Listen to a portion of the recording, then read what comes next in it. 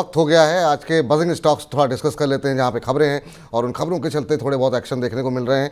और ज़्यादातर पे क्योंकि आज बहुत ज़्यादा कंपनियों ने नहीं ली, हालांकि नतीजे तो बहुत सारे हैं, लेकिन एक्शन शेयरों में जहाँ पे देखने को मिलता है हम कोशिश ये करते हैं कि उन्हीं शेयरों को जो है डिस्कस किया जाए। स्क्रीन पर लेकर के आइए आज की पहली कंपनी और उसके बाद उस पर चर्चा करते हैं।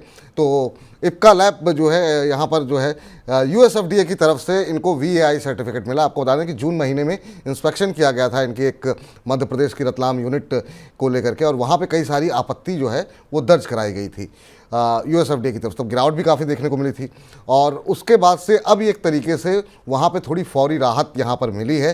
ये उत्पादन कर सकेंगे वहाँ पर रतलाम के अंदर। उसके चलते हम देख रहे हैं कि आज जो है मजबूती जो है शेयर के अंदर जो है वो बनती हुई दिखाई दे रही है। सुबह ही हम देख रहे थे करीब 5% के आसपास की मजबूती देखने को मिल रही थी और अब ये शेयर जो है करीब 6.75% से ज़्यादा बढ़ के कामकाज करता हुआ इस गिरावट भरे माहौल में, जहां बाजार हर 2 मिनट पे और ज़्यादा गहराई बढ़ रही है, उसमें हम देख रहे हैं करीब 7% की तेज़ी इप्का लैब में। फार्मा में आज कई सारी खबरें रहीं और जिसमें कि आधे शेयर गिरे हुए हैं, आधे शेयर चढ़े हुए हैं। लॉरस लैब में आज अच्छी खासी पिटाई देखने को मिली है। सर, इप्का लैब पे आपकी राय क्या कह रही है इस समय? इस रैली के बाद क्या करना चाहिए? देखिए, 936-37 के पास ट्रेड हो रहा था, 1000 के पास लेवल पहुंच गए हैं। अगर थोड़ा करेक्शन मिल जाए तो बहुत अच्छा है, 950-60 के लेवल, लेकिन फिर भी ये अब टारगेट अचीव करेगा 1250 का, यानी कि यहां से 20% ऊपर जाने वाला है और इमीडिएट पे नहीं जाएगा, धीरे धीरे करके जाएगा। ट्रेंड निकला है तो मुझे ऐसा लगता है कि इस पे आप अगर बाय की स्ट्रैटेजी बना रहे हैं तो थोड़ा सा रुकिए, 950 के आसपास आता है तब बाय करिए। लेकिन फिर भी अगर 20% करंट लेवल पे डाल भी देते हैं तो कोई रिस्क नहीं है, 1200 रुपए तक के लेवल जाते हुए नजर आएंगे। स्टॉप लॉस थोड़ा सा लंबा मैं दूंगा, लेकिन टारगेट भी लंबा दे रहा हूं। 100 रुपए का स्टॉप लॉस अगर रख रहे हैं तो 250 रुपए मिल रहे हैं, तो 880 के आसपास के स्टॉप लॉस बनते हैं। 880 का स्टॉप लॉस, 1200 तक के टारगेट यहाँ पर देखने को मिल रहे हैं। अगर पूरा निवेश अभी ना करें, 20% के आसपास का निवेश आप अभी भी करंट लेवल पे भी इस तेज़ी के बाद भी कर सकते हैं। अब अगली कंपनी लेकर के आते हैं स्क्रीन पर। यहाँ पर भी अच्छा मोमेंटम है। क्रेडिट एक्सेस ग्रामीण लिमिटेड, यहाँ पर नतीजे आए हैं और कंपनी का जो मुनाफा है वो 120% बढ़ा है, यानी कि डबल से ज़्यादा हो गया है और ये 158 करोड़ रुपए से बढ़कर के 340 करोड़ रुपए हो गया है। वहीं कंपनी की आय वो भी हमने देखा कि 50 से 86% बढ़ी है और ये 1247 करोड़ रुपए के आसपास होती हुई दिखाई दे रही है। और इबिट्टा के अंदर भी हमने देखा शानदार इम्प्रूवमेंट देखने को मिला है और ये 107% से ज़्यादा बढ़ करके 905 करोड़ रुपए के आसपास रहा है। और इसी तेज़ी के चलते हम देख रहे हैं कि सुबह से ही मोमेंटम में है 7-8% की तेज़ी और अब ये तेज़ी बढ़ करके जो है 9.5% की हो गई है। सर, नतीजे काफ़ी शानदार रहे हैं और चाहे बिट्टा फ्रंट पे हो, चाहे प्रॉफिट अगर हम देखें, टॉप लाइन देखें, हर तरफ जो है काफ़ी अच्छे नंबर्स देखने को मिले हैं। एक महीने के अंदर इस गिरते बाजार में भी इसने 18-19% के आसपास का रिटर्न दिया है। पिछले 6 महीने में 15% चला है। अभी और कितना अपसाइड यहाँ पर देख रहे हैं आप? देखिए, दौड़ तो अभी चालू हुई है और नंबर्स आपने जो बताए बहुत बेहतरीन है और फंडामेंटल चल रहा है, टेक्निकल पे दौड़ रहा है। तो मुझे ऐसा लगता है कि इस स्टॉक में अभी मोमेंटम काफी अच्छा है और ये स्टॉक भी आपको 1800 के सीरीज में जाता हुआ नजर आएगा, जो 1522 का लेवल देख रहे हैं। तो इसमें भी बाइंग मोमेंटम है और आप बने रहिए। अगर स्टॉप लॉस देखते हैं, अब 1800 का मतलब होगा 300 पॉइंट ऊपर, तो स्टॉप लॉस तो 100-125 पॉइंट बनेगा, तो वो स्टॉप लॉस लेके यानी कि 1400 का स्टॉप लॉस लेके बाय किया जा सकता है। तो 1400 के स्टॉप लॉस के साथ तभी यहाँ पर अभी भी खरीदारी की जा सकती है और कह रहे हैं कि फंडामेंटल चल रहा है और टेक्निकल दौड़ रहा है, तो आप यहाँ पर जो है ख़रीदारी करके चल सकते हैं। अच्छा मोमेंटम शेयर में बनता हुआ दिखाई दे रहा है।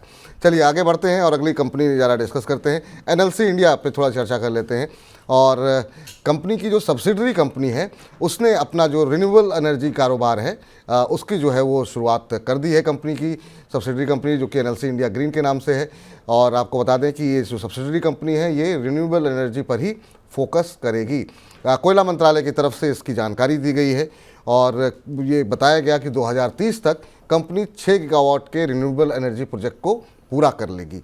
तो और 2 गीगावाट के प्रोजेक्ट ऐसे होंगे जो कि देश भर में लगाए जाएंगे अलग अलग जगहों पे, अलग अलग शेयरों में। और इसके चलते आज हम देख रहे हैं 2% के आसपास की मजबूती एनएलसी के शेयर में देखने को मिल रही है सुबह से ही। और अभी का जो मौजूदा भाव है उस पर भी नजर डाल लेते हैं। तो अब ऊपरी स्तरों से हल्का हो चुका है पूरी तरह, जिस तरीके से बाजार में दबाव बढ़ा है 1% के आसपास की अब गिरावट देखने को मिल रही है, जो कि सुबह हम तेजी देखने को मिल रही थी। सर, एनएलसी इंडिया खबर है कि कंपनी की सब्सिडरी कंपनी जो है उसने कामकाज शुरू किया, इसके चलते आज सुबह एक अच्छा मोमेंटम था, अब दबाव देखने को मिल रहा है। आपकी राय एनएलसी इंडिया के ऊपर? पहली बात है, दबाव दिख रहा है, बेहतर है। और चुन चुन के स्टॉक की खबर लीक हो गई, क्योंकि अच्छा। एनएलसी इंडिया आज चुन चुन के स्टॉक में हमने बाय दिया है, लेकिन टारगेट वही बताऊंगा। चलिए, अब ये बात आपकी बहुत अच्छी है कि इस पर करना क्या है, क्या लक्ष्य निकल के आ रहे हैं, ये आपको जब चुन चुन के शेयर हम डिस्कस करेंगे ना तब पता लगेगा। और खबर भी पता लग गई आपको, कोई बात नहीं, इस पर अभी और सारी बातें हैं जिस पर हम अभी थोड़ी देर में चर्चा करेंगे। जी चलिए, आखिरी कंपनी जो है लेकर के आते हैं सीजी पावर, जिस पे कि आज खबरें हैं और उसके चलते आज हम देख रहे हैं कि आधा % 1% की मजबूती देखने को मिल रही थी। नतीजे आए हैं कंपनी के। क्यूटी मुनाफा 35.4% बढ़ा है। कंपनी का मुनाफा जो है 212 करोड़ रुपए के आसपास रहने का अनुमान था, लेकिन अनुमान से बेहतर नतीजे देखने को मिले हैं, इसके चलते आज मोमेंटम में है।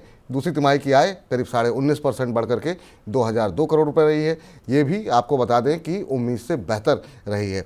और इसी के चलते आज हम देख रहे हैं कि सीजी पावर में सुबह से एक तेज़ी वो देखने को मिल रही थी। अभी अगर हम देखें जो भाव देखने को मिल रहा है वो करीब 0.25% के आसपास की बढ़त अभी भी देखने को मिल रही है। ऊपरी स्तरों से थोड़ा सा हल्का हुआ है, लेकिन मोमेंटम अभी भी बना हुआ है।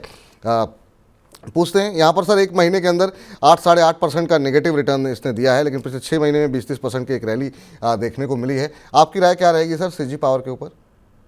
देखिए, दो चीजें हैं विपुल जी। पहले तो जिन्होंने होल्ड कर रखा है उनको बिल्कुल पैनिक खाने की जरूरत नहीं।